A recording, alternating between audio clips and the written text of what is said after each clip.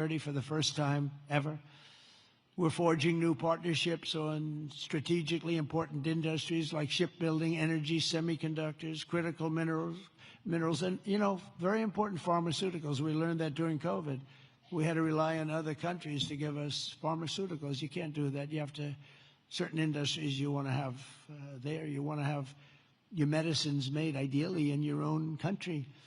Many of our agreements also include deepening collaboration of industries of the future, such as nuclear, quantum, artificial intelligence, where America is number one by a lot. Actually, we're really number one by a lot. We're number one in military consequence. We're number one in military, in the quality of the weapons.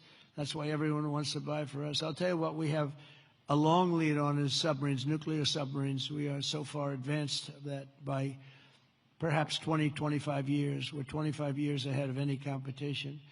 And not only are the tariffs strengthening our alliances, they're also bringing peace to the world. On Sunday in Malaysia, we signed the Kuala Lumpur Peace Accords, ending forever the war between Cambodia and Thailand. Thank you. Thank you. It's interesting. We were making trade deals with Cambodia and with Thailand, and I sort of watch what I do. I don't go to the beach and sleep all day. I like to watch. And I see Cambodia, Thailand, among many other nations. And this is true for numerous other deals, too. But I see Cambodia, Thailand, and I read a front-page story about the fact that there were thousands of dead people along the border. And they fought for a long time. And I said, wait a minute, we're making deals? And they're starting a war? They were just starting, and it was vicious. Thousands of people were killed along the border. There are two borders. And I said, let's call the head. I didn't know the heads of either one. I called them. They were both great people and sort of reasonable.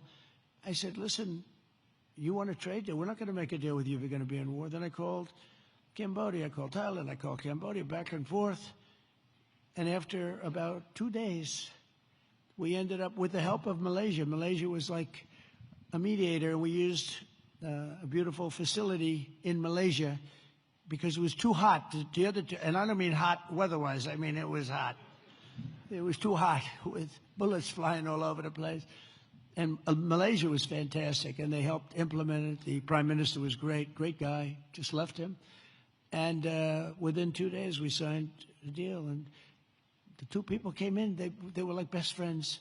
It was a beautiful thing to see. We saved, probably millions of lives. They've had a tempestuous relationship I said, for how many years? 500 years. They said, that's a long time.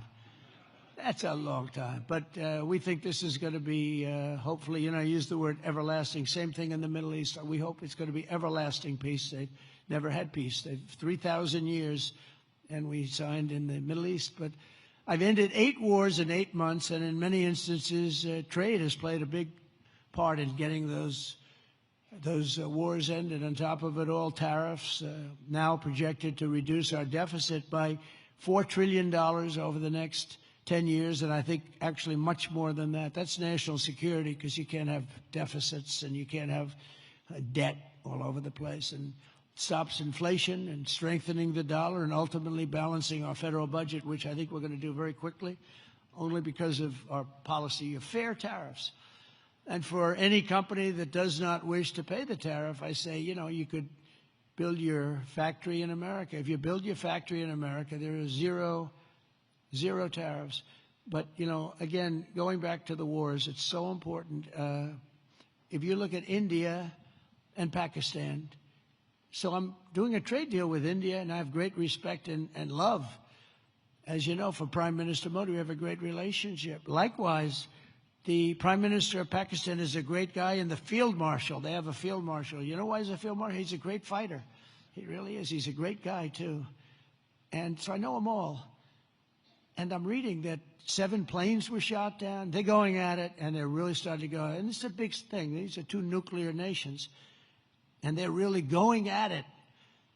And I called Prime Minister Modi. I said, we can't make a trade deal with you. No, we must make a trade deal. I said, no, we can't. You're starting a war with Pakistan. We're not going to do it. And then I called Pakistan. I said, we're not going to do trade with you because you're fighting with India.